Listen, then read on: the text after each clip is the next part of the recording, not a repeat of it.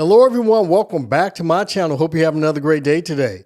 Well, if you've been watching the news or, watching videos on YouTube or social media, you probably hear a lot about electric vehicles and as far as the expense and how expensive they are to insure and a lot of other things like maintenance costs and just the overall cost of ownership of electric vehicles, including depreciation for electric vehicles is a lot higher. So there's a lot of this talking. So today what we're going to be doing is we're going to be comparing electric vehicle, the Rivian R1S, to the Dodge Durango SRT Hellcat. And we're going to see, which one is more expensive to purchase, which one is more expensive to insure. So we're going to look at a lot of different factors. These vehicles, I believe, are very comparable. And we're going to look at both vehicles and kind of compare the specifications of these vehicles just to see. And we'll see which one is more expensive to own overall. So let's go ahead and get into this. And so right here we have the Dodge SRT Hellcat. That's a nice looking vehicle right there. And, has a lot of power. And this one has about 10 miles on it. And this is the SRT Hellcat Premium. And it's in demonic red with the black leather interior. And the exterior color is black crystal clear coat. And if we look over here, we see the MSRP on this vehicle is $108,995, $109,000 MSRP for this vehicle. And now let's go look at the Rivian R1S, which I believe this is a vehicle that's comparable to it. And let's just go ahead here and kind of look at some of the specifications for the Rivian R1S. And you see it's a 7-seater and it has 104 cubic feet of storage space. Payload of 1,764 pounds, and it can tow up to 7,700 pounds. And just keep going down. And you see you have 3 different setups. And for this one, we're going to be comparing the quad motor all-wheel drive to the Dodge Durango SRT. We have 835 horsepower and 908 pounds-feet of torque. That's a lot. And it has 0 to 60 in 3 seconds. And what else do we have here? And just give some of the overall dimensions. The max height, 77.3 inches. Length, 200.8. Wheelbase, 121.1. And width with the side mirrors folded is 81.8 inches. And this goes into the storage. It has a front trunk volume of 11.1 cubic feet. Rear storage bin is 5.1 cubic feet. And that's actually located under the rear storage area, and for a total enclosed storage of 105 cubic feet. And also has an off-road performance here with an approach angle of 35.6, departure angle of 34.3, breakover of 29.6, max ground clearance of 15 inches, and wading depth of 3+ feet. So it can go in more than 3 feet of water. And all right, let's look at the Dodge Durango SRT now. Look at some of the specifications. And just go here, specifications. And this is a 6-seater. And it talks about the headroom, shoulder room. And we don't get all the detail with the Rivian. And the length, 201 inches. So it's about 1 inch longer than the Rivian. Width, without mirrors, is 76.4, which is quite narrower than the Rivian, which is at 81.8. And let me see, ground clearance is 7.8 inches, and the Rivian, you can get up to 15 inches or 14.9 inches of ground clearance in all-terrain mode. And it has the approach and departure angles here is a lot less, and the breakover angle is a lot less. And let's see, towing capacity is 8,700. So this could tow about 1,000 pounds more than the Rivian R1S. And max payload is 1,590. And I'm not sure. Let me go back with the Rivian. And it has a max payload of 1,764, which is higher than the Dodge SRT. Now let's look at some of the prices. And I'm going to build one out. As you can see, this one, this Dodge Durango that I have here is $108,000. And we're also going to look at how much this thing is going to cost to insure. And so we're going to plug this thing into my insurance just to see how much it's going to cost versus the Rivian R1S. And so as I stated earlier, $108,000. And that's not including any dealer markups that may happen on this vehicle. So, and let's just look at if they have a payment calculator on this thing. And this would kind of show you why people are not buying these vehicles, because the interest rates are so high. And let me see if I can pull up a calculator here. Oh, right here. We have 60 months, 8.23 APR through Chrysler Capital Prime Standard Retail Rates. That is a lot. No, I would not be purchasing this vehicle 8.23. And if you look at electric vehicles, they are usually a lot more expensive on average than your average internal combustion engine car. A lot of these electric vehicles are priced in the luxury vehicle range.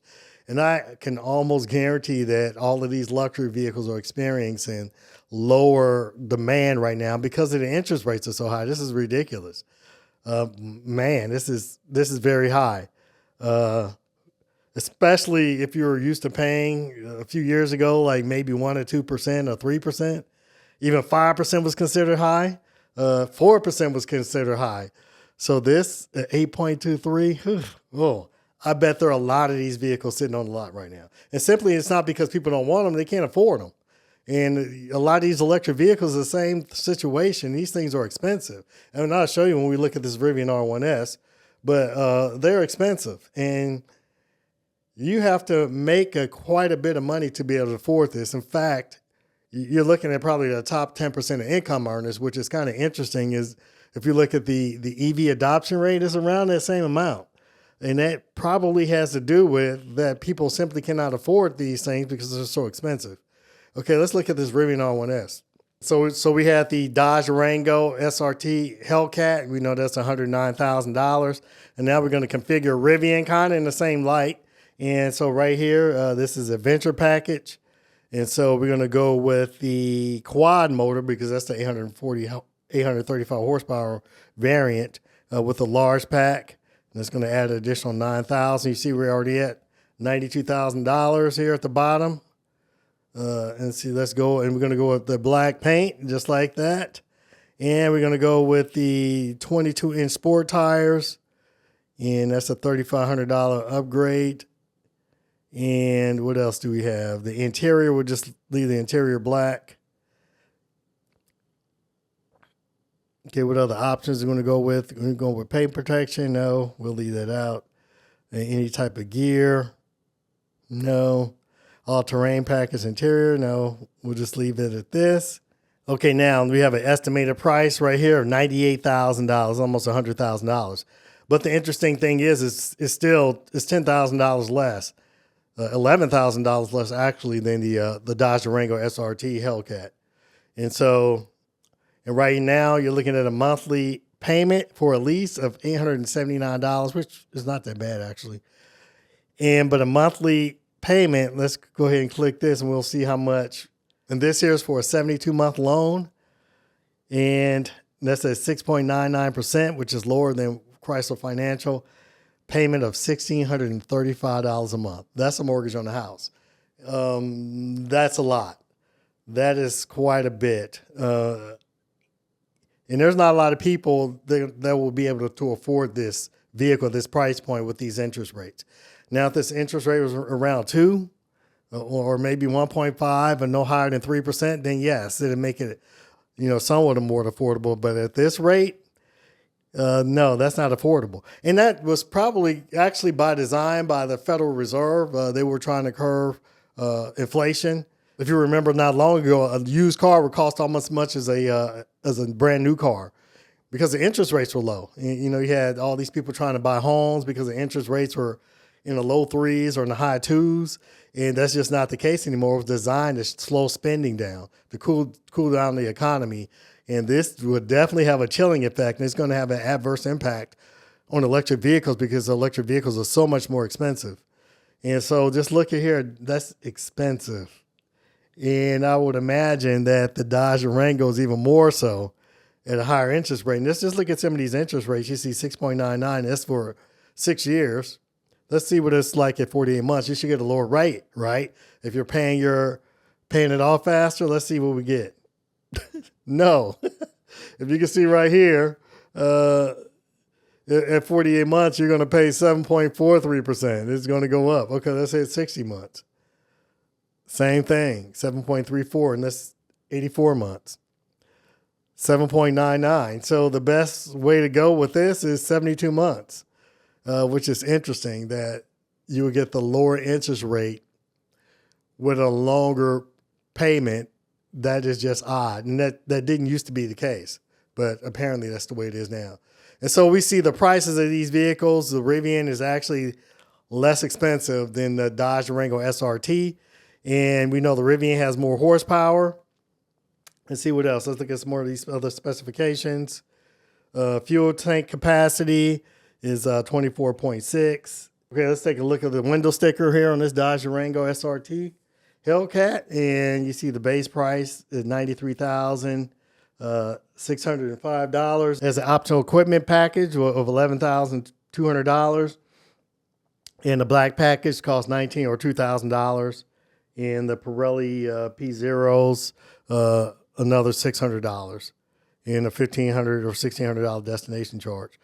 This does have a 5-year, 60,000 mile powertrain warranty, which is very good.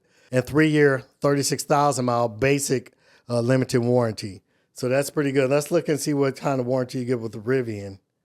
Okay, here's the warranty for the Rivian. So the Rivian also has a 5-year, 60,000 mile, whichever occur first for quad motor configurations. And it has a 4-year, 50,000 mile, whichever occurs first for all the other configurations. And so with the quad motor, you get 5 years, and that's the comprehensive warranty. Okay, and the battery pack system and drivetrain systems, limited warranty based on configurations. For the quad motor, which we configure here, has 8-year, 175,000 mile warranty. For the large pack battery with quad motor, and an 8-year, 150,000 mile warranty, whichever occurs first, for the large or max pack battery with dual motor.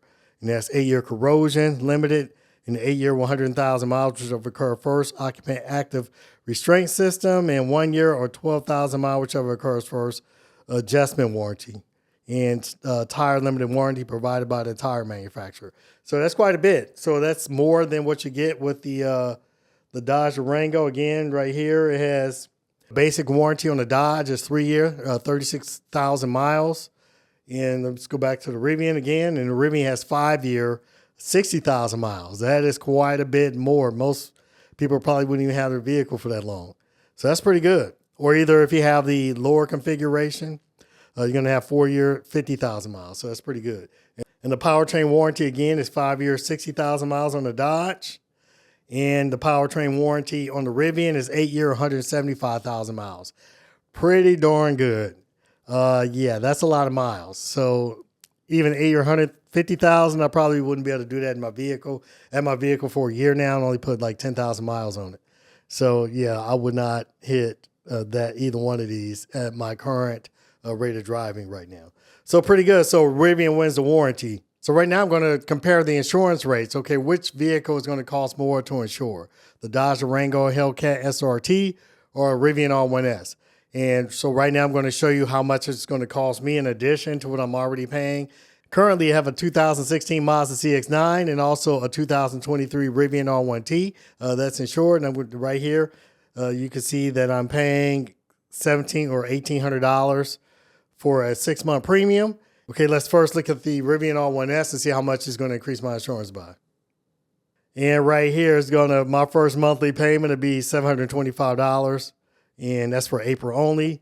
And let's look at the 6-month premium. You see my current 6-month premium is $1,800, and then it's going to raise this up to $2,800 a month. So that's quite a significant increase over that 6-month period. Okay, let's look at cost per vehicle. And as you can see here, it has a Mazda CX-9, current $690, drop it down to $574. So my Rivian R1T is currently $1,104, and that's going to drop it down to $1,094. And the Rivian R1S alone is going to be $1,208 over that 6-month period. And so combined, that's quite a bit. So let's look and see what it's going to be for the Dodge Hellcat SRT. And which one do you think is going to be more expensive? Do you think it's going to be the Rivian or the Dodge Durango Hellcat SRT? We're going to find out here in a second. Wow. So right here, we see my April payment to be $856. And let's look at the 6-month premium. The 6-month premium be $32.18. That is quite a bit. And so I'll be going from $1,799 or $1,800. It's going to increase my premium by $1,418. That's quite a bit. And let's see how much it's going to cost per vehicle. The Mazda 574, the Rivian R1T is $1,094, and the Dodge Durango SRT $1,543.75. That is quite a bit more than insuring the Rivian R1S. Again, remember, $1,543.35. Okay, let's take another look at the cost per vehicle for the Rivian R1S. Again, it's $1,208. So you're talking about $300 more to insure per 6 months to insure the Dodge Durango Hellcat SRT. And as you can see, just looking at the specifications, the Dodge Durango SRT is a less capable vehicle. It's slower. The Rivian R1S is faster. 0 to 60 has more horsepower, has a lot more torque. It can't tow as much, but it has more cargo space. You know, you have that front trunk. You have the rear storage area. It's more capable off-road. You see, it can go through over 3 feet of water. It has almost 15 inches of ground clearance. It has a air suspension. So just a way more capable vehicle. And it's also less expensive. And so we're talking about the Rivian being about $10,000 to $11,000 less than the two vehicles we're comparing, which I say they're very comparable to each other. And so I just want people just to really let this sink in, because we always talk about how expensive electric vehicles are, but I just compared like a very comparable internal combustion engine counterpart to this vehicle. And we see the internal combustion engine vehicle is more expensive and less capable, and it costs more to insure. And it's going to cost you way more to fuel that thing, because it's going to require premium fuel. And let's go back and look at this thing again. And then just looking at the fuel economy of the Dodge Durango SRT Hellcat, it's 13 miles per gallon combined. That's very low. And that's going to require premium fuel to fuel this vehicle. It has 12 cities, 17 highway. Pretty bad. As far as fuel economy is concerned. And so you're looking at night and day as far as efficiency, because the electric vehicle is going to be a lot more efficient. This is going to be, it's saying an annual fuel cost of $4,200. And as far as the Rivian R1S is concerned, you're probably looking at less than $1,500 a year to charge it if you're charging at home. Of course, if you charge it on the public charging network, it's going to be more expensive. But yeah, and so that we're talking huge differences here. And in my opinion, it's not even comparable. The Rivian R1S is way faster than the Dodge Durango SRT Hellcat. There are videos that show these things racing, and it's just not.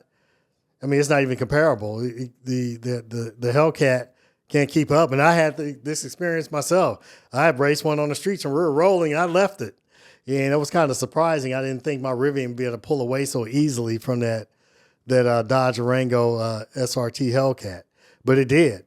And so I want you to all let this all sink in, that think about the insurance costs. What you hear in the news, how much more expensive electric vehicles are to insure. And they are expensive to insure.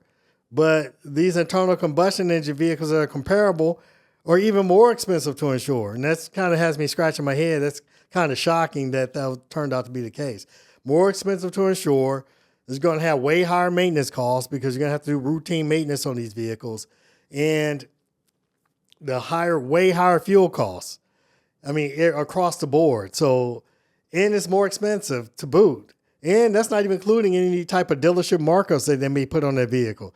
So I don't get it. So when people compare apples to apples, electric vehicle to internal combustion engine counterpart, it's not even close. It's just not close. So let me know what you think in the comment section. Let me know what you think. I really want to know what you think. This is the information I have. I presented to you, the facts, and I backed everything up with data and research. And I just want to know what you think. After seeing this, did this change your mind on how expensive electric vehicles are versus their internal combustion engine counterpart? I have my own opinion about this, and which is why I drive an electric vehicle, because I do know this from personal experience, how much better they are overall. But I'd like to hear from you. And if you listen up to this point, please like and subscribe. I really appreciate all my subscribers. It really helps push all this information out to the YouTube algorithm so more people can hear it and to get recommended to more people. So those of you who subscribe, I really appreciate it. And also helping me reach my goal of 10,000 subscribers by the end of 2024. But that's all I have for today. I'd like to thank you for joining me once again. And I can't wait to see you on the next video.